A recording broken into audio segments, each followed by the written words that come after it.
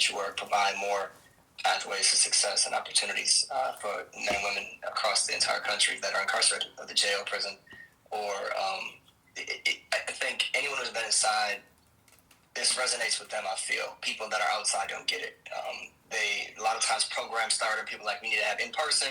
We need to look at recidivism numbers, and we need to focus on people that are coming home soon, right? And every time that happens, people are missing the whole point. Like, the reason why the system is so messed up is because we keep trying to look at how we can algorithmically change branches by focusing on the branch. You can't change a branch by focusing on a branch. That's never the way anything has ever been done. You can only change a branch by focusing on the root, and you have to focus on important oxygen and just energy and positivity and constructiveness and pathways of success to everyone inside, right? Regardless how much time they have, their case, regardless of what their behavioral record is. And, until you focus on that environment, people are going to come home scattershot, ready or not. And so that's kind of what we try to do, while at the same time limiting people that are going back in or going in period for the first time. So the system is, much more a shell of what it is currently. Yeah, I just want to let you know, man, that and so Adobo's kind of evolved, I guess, since you've seen it. And here in South Carolina, there's a lot of courses on it now. People are taking, and it's you're able to show your family your certificates or whatever, and they can print them off. So there's a lot of things that are positive about it, and it's something like, we have games and stuff on the tablet too, and everybody plays the game, everybody watches the movies, but like, to me, a flex is not how good I can play a game. A flex is how many classes have I completed. I want to ask guys like, which courses have you completed? So it's definitely evolved, and yeah, I mean, that's how I was introduced to who you are through Nadir telling me about you on Dobo. So yeah, it's definitely reaching people and making an impact. So I appreciate that.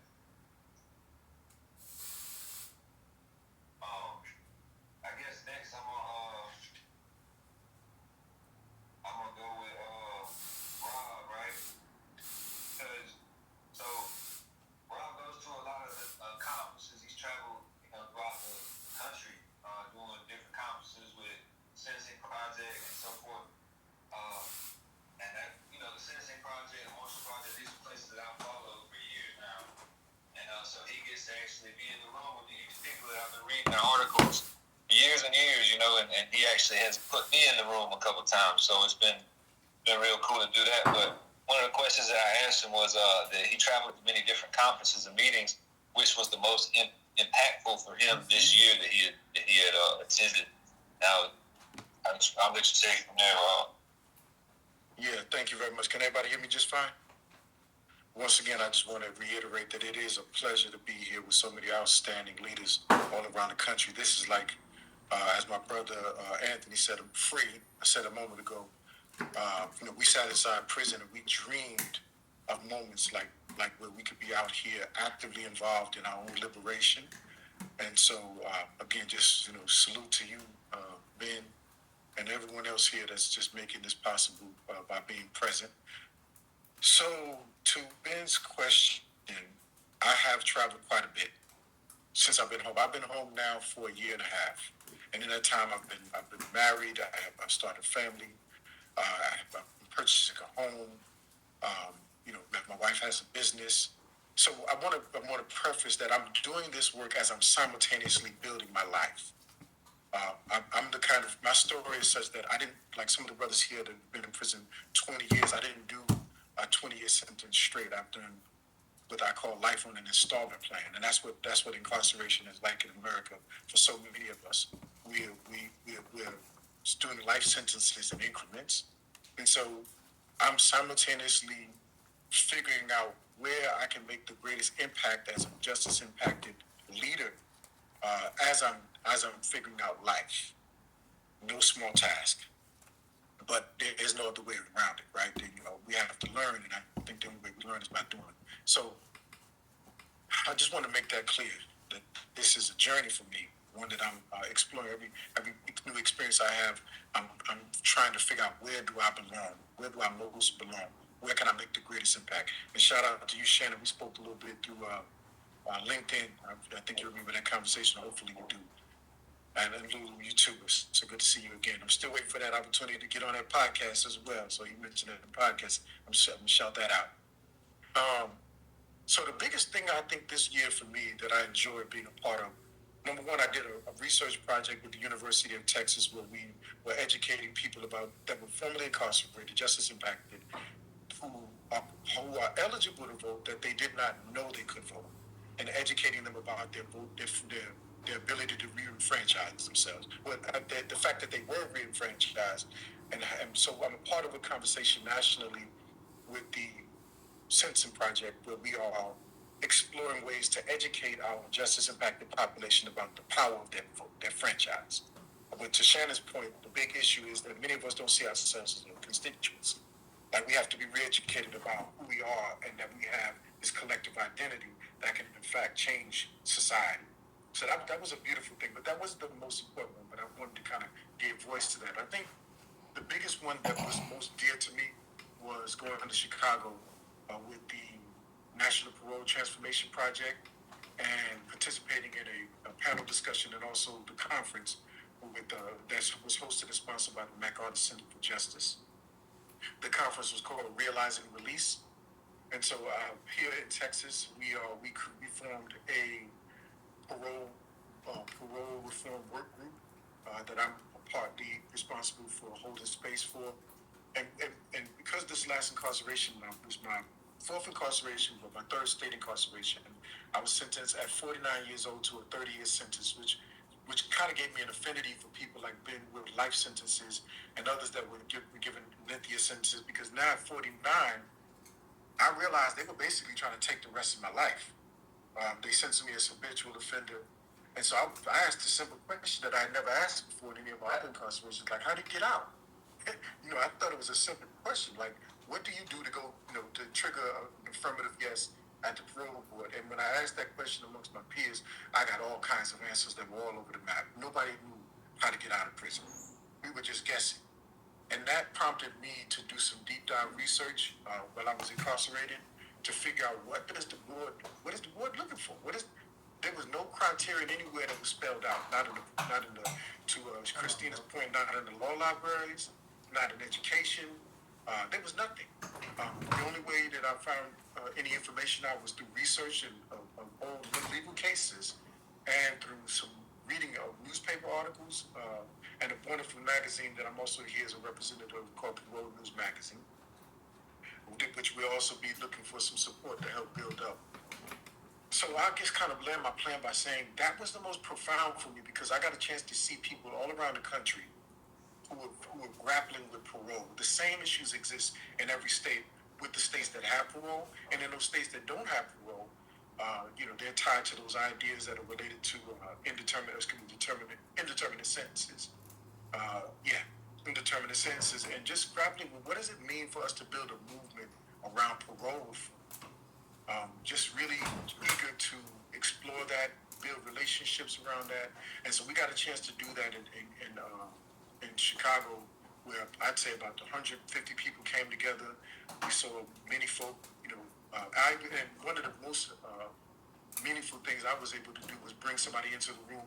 Not only bring Ben into the room. I don't know if I brought you into the room then, Ben, but I was able to bring some lifers in Georgia, a transgender lifer into the space who has a life sentence, and just give them an opportunity to demonstrate some of their video footage that they created, some content they created, articulating their hope for mercy and for another opportunity to be given a chance at life. And so just being a part of that conversation, and I'll say this in closing, all of that was also spurred by some of the readings that I took part in through the Sentencing Project that talked about what does policy reform look like, to Lulu's point, advocating for people that the society deems incorrigible or who are not worthy of mercy, quote unquote, those who committed violent crimes. I felt an affinity for that, and that's why I jumped into that cause, because I wanted to be involved in anything related to second chance legislation like parole reform. So I'll yield there, and hopefully there was some content in that. I'll say this last point. I want to encourage everybody to drop their contact information, whether it's LinkedIn, specifically LinkedIn. I do a lot of work on LinkedIn, and I love to stay in contact with you all. I know that's something my brother's been encouraging us to do since last year. And last year I was a bit more timid to do that, but this year I'm not going to be timid because, as it was already been stated, we can't do this alone. There's no way that we can. This beast is too big. His tentacles are too lengthy for us to grapple with it alone. So thank you very much for allowing me to be a part of this conversation tonight. And I yield there. Appreciate you, bro. And yeah, I was able to, like I say, he put me in front of some of my heroes in some of those conferences, so that was cool. I guess next I'm gonna go with just Lulu. The question that I got that I wanted to I don't see. Oh, here it is. So the first question that I have written it says, what changes have you made in your advocacy strategy based on your experiences in the field? And that, of course, is the question for OG, like someone that's been doing it for a long time. So I know that over the years, you come up, we all have come up against obstacles, but I'm certain that you have come up against obstacles over and over. And like, how do you adjust and how do you keep pushing past those? I guess is kind of my question, if that wasn't too all around the world. Yeah, so that's a great question. Appreciate it. Especially I feel like it was very mentally challenging. They say that the lifeline of someone is years. Near my top point, if that is true. Can y'all hear me? Saying my internet connection is unstable. Yeah, you're breaking up just a little bit, Lulu. Okay, sorry, I don't know if I can do much about that. It's breaking up, but no, maybe I'll turn my camera off. It sounds good now. Okay, all right. Okay, so I will say that every year, and this is where I'm truly, truly grateful for my husband, because I think when I first got involved, I started working with inside-led organizations out of Alabama, Mississippi, Texas, Louisiana, Indiana, all over the place, right? Ohio, I'm all over, right? And everybody's like, Lulu, can you just... And so naturally, when you see something that's so deeply broken and wrong, right? Regardless of like what my man got going on, because he's always good, according to him, right? But you see all these different pockets of police brutality on a different level, people being hurt, people's families not understanding, people catching these plea deals, parole boards. So what I had tried to understand is, what is my greatest strength, right? So my greatest strength is my voice and my ability to communicate with people across the aisle that majority of people who are formally impacted are uncomfortable with.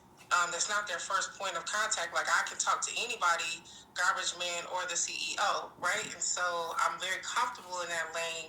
And so I have used that to my advantage, because I recognize when I first started standing in the line of a prison, like, why are all these folks standing out here to see their loved ones? Now I get it. I'm ready to tear it down, just trying to get my Saturday visit.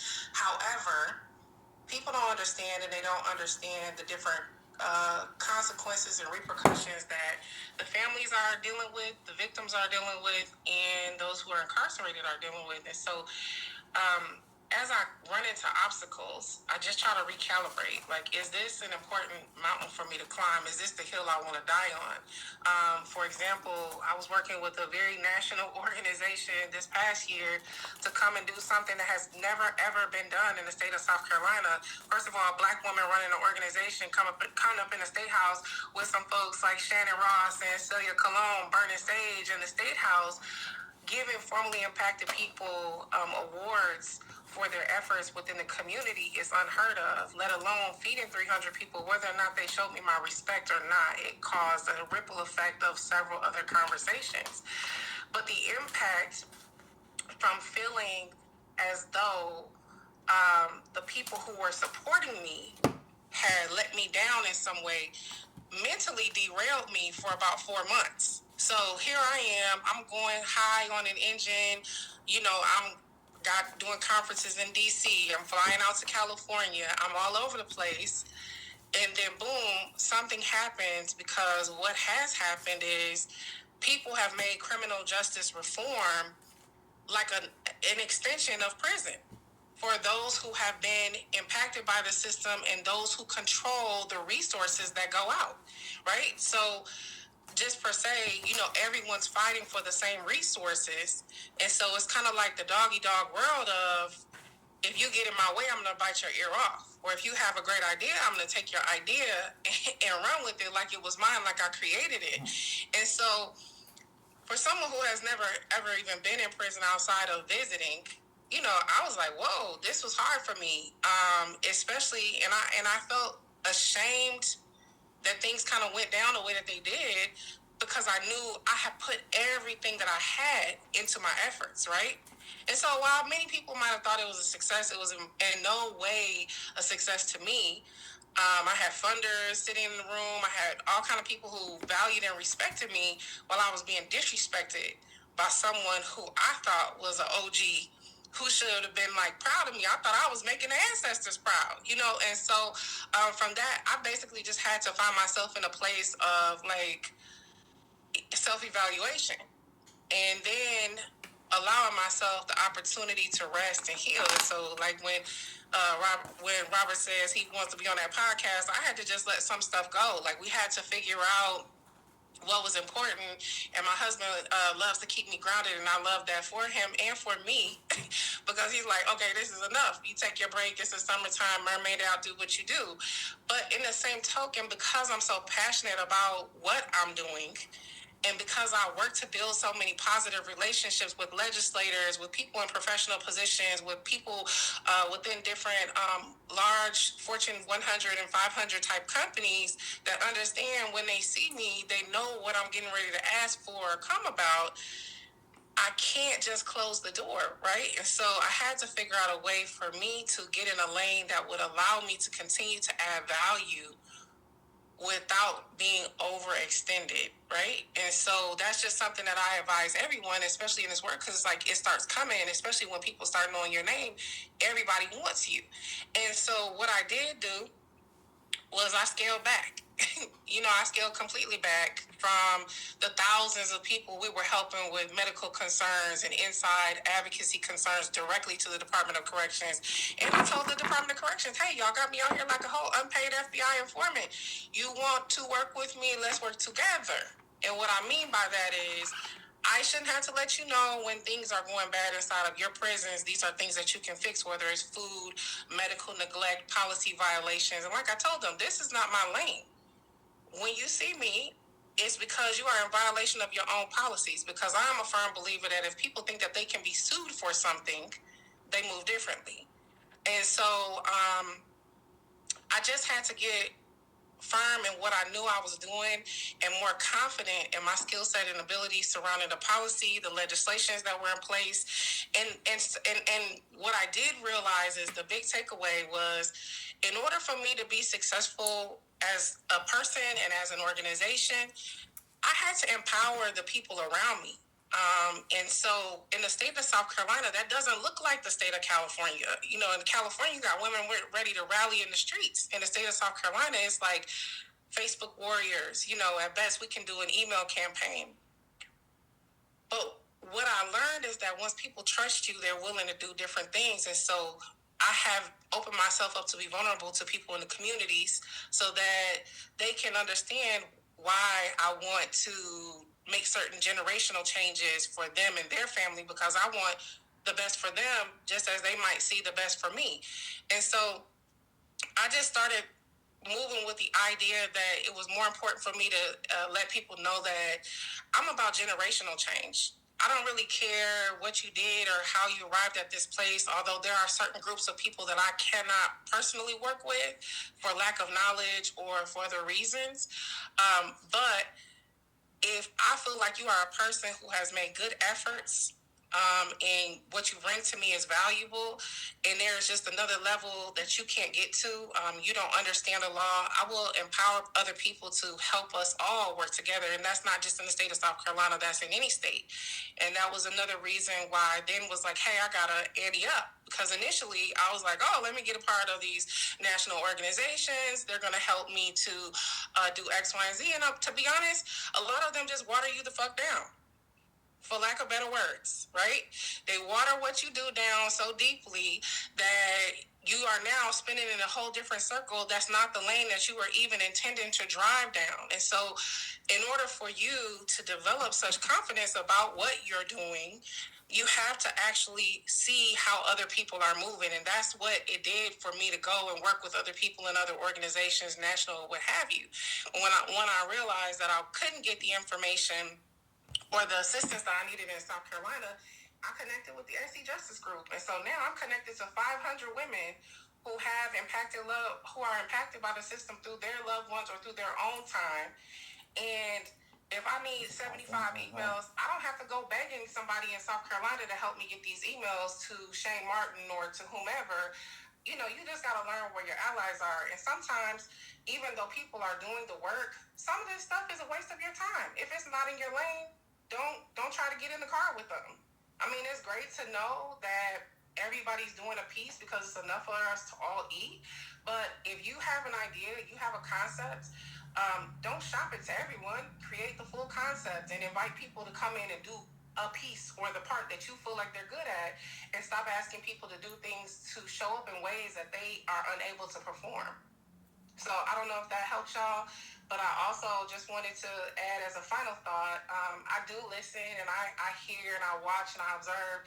And something very powerful Rob Lilly told me was, when I got out of prison, I couldn't live a life that I never imagined, right? So you got all these dreams, goals, and ambitions, but you can't live a life you never seen. For a lot of people, trauma and trial is what they know. And so that is where I was like, hey, you know what? Let me start working with these family members and teaching them different. Let me start teaching people like what it's getting ready to look like when they get out. Let me start working with people on a different level instead of just trying to show up in the legislator's office when they're not going to change the law anyways. You know what I mean? Get enough people wrapped around the right ideas that you can create some generational change if you can't just go down and spend 2 or 3 years changing legislation. I just want to empower people not to just waste their time only on legislation when, like you said, Dave, from me connecting with you, I'm like, hey, you're drowning inside of those South Carolina walls. And I'm like, branch out. And look, now you are connecting me to people all around the country. And that's dope. Like, can you send this stuff to us? So that's all I got. Like, copy it. Thank you. It's definitely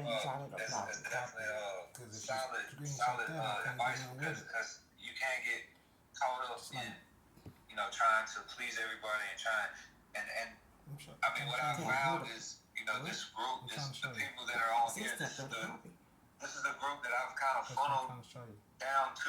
Like these are the people that show up, and that I've seen actually doing the work. And I'm trying to get you to download so we can look at it. With so much experience. It's your phone. And to be able to hear these jewels from y'all. Download it when they finish. It ain't gonna be. And I'm gonna go to Mr. Kinzer. I'm just trying to.